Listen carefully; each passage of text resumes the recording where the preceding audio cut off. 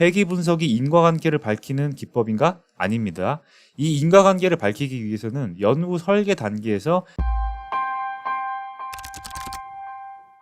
오늘은 회귀 분석에 대해서 한번 얘기를 해보려고 합니다. 사실 회귀 분석과 관련된 자료나 영상이 굉장히 많기 때문에 제가 그거를 반복하기보다는 회귀 분석이랑 관련된 몇 가지 오해들이 있다. 그래서 그런 오해들에 대해서 얘기를 하면서 전반적으로 회귀 분석의 기초적인 내용을 훑어보는 걸로 하도록 하겠습니다.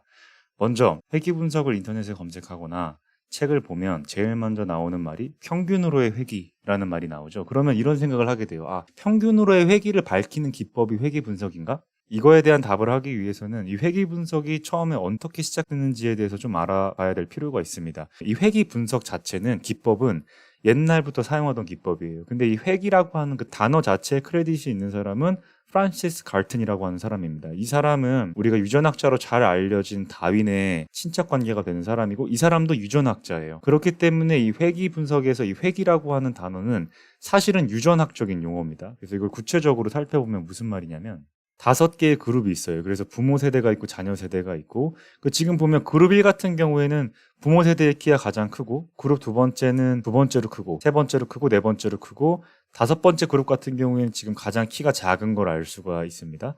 근데 이 부모 세대가 자녀 세대를 생산하게 되면 우리가 상식적으로 생각해보면 제일 큰 부모가 제일 큰 자녀를 생산하고 가장 작은 부모가 가장 작은 자녀 세대를 생산할 것 같지만 그렇지 않아요. 지금 보시면 알겠지만 두 번째로 키가 큰 그룹인 두 번째 그룹의 부모가 가장 키가 큰 자녀를 생산해냈고 두 번째로 가장 작은 부모 그룹이 가장 작은 자녀 세대를 생산을 해냈습니다. 그러니까 즉 굉장히 극단적인 값이었던 부모 세대가 자녀 세대로 가면서 평균에 조금 더 가까워지는 모습을 볼 수가 있습니다. 이거를 그래프로 표현을 하면 어떻게 되냐면 먼저 부모 키로 예측한 키라는 게 있습니다. 이게 뭐냐면 부모 2명의 키를 더해서 평균을 내거나 해서 부모 키를 활용을 해서 예측한 자녀의 키가 되는 거고 이게 실제 자녀의 키가 됩니다. 여기도 역시 부모 키로 예측한 자녀의 키가 되겠죠.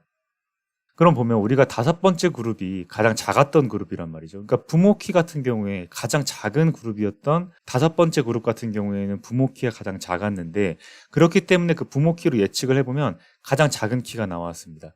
그런데 그 실제 키는 조금 그 키보다는 컸다는 겁니다. 4번째 그룹도 마찬가지예요. 4번째 그룹도 굉장히 작았지만 자녀 키 같은 경우에는 그러니까 부모 키로 예측하면 되게 작은 값이 나오지만 실제 키는 그것보다 좀 더 커진다. 역시 가장 큰 그룹이었던 첫 번째 그룹 같은 경우도 부모 키로 예측하면 굉장히 값이 컸는데 실제 자녀의 키를 조사를 해보니까 좀 작아진다. 즉 아주 작았던 애들은 좀 커지고 아주 컸던 애들은 좀 작아지고 전체 이 평균, 이 가운데 평균 값에 값들이 조금 몰리는 경향이 생긴다. 그래서 이러한 현상을 갈튼이 회귀라고 불렀습니다.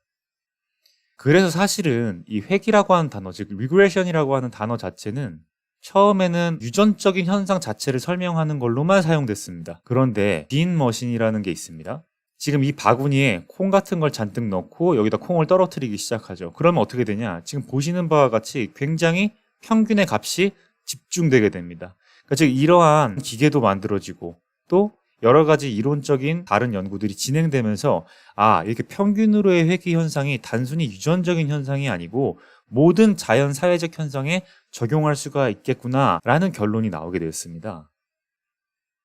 결국 회귀라고 하는 그 현상 자체는 반복적인 측정을 하게 되면 평균에 가까워진다라고 하는 그 현상을 얘기를 한 거고 이러한 회귀 현상을 처음에 갈튼이 밝혀냈을 때 예측 키랑 실제 키를 비교한 직선을 그어서 밝혀냈죠. 그래서 이게 데이터를 이용을 해서 선을 그어서 분석하는 방법 전체를 우리가 회귀 분석이라고 얘기를 하게 된 겁니다. 즉 회귀라고 하는 단어 자체는 우리가 현상이라고 볼 수가 있다. 우리가 평균으로의 회귀라고 할 때 그 회귀는 현상을 얘기를 하는 겁니다. 근데 이 회귀 분석에서의 이 회귀는 기법을 얘기를 하는 거죠. 그렇기 때문에 사실은 회귀 분석과 회귀는 관련이 없다고 생각을 하시면 됩니다.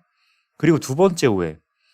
회귀 분석은 인과관계에 대해서 말한다. 이 인과관계에 대해서 얘기를 한 대표적인 학자가 존 스튜어트 밀입니다.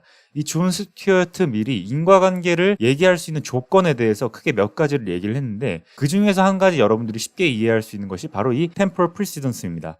시간적 선행성이라는 얘기입니다. 원인과 결과가 얘기를 하기 위해서는 원인이 시간적으로 반드시 결과에 선행을 해야 된다는 얘기입니다. 인과관계라고 하는 거는 우리가 모델을 통해서 밝혀낼 수가 있는 게 아니고 두 변수 간의 관계가 지금 말한 것처럼 이런 조건들을 만족할 때 우리가 가능하다라고 말씀을 드릴 수가 있습니다. 그렇기 때문에 회귀 분석이 인과관계를 밝히는 기법인가? 아닙니다.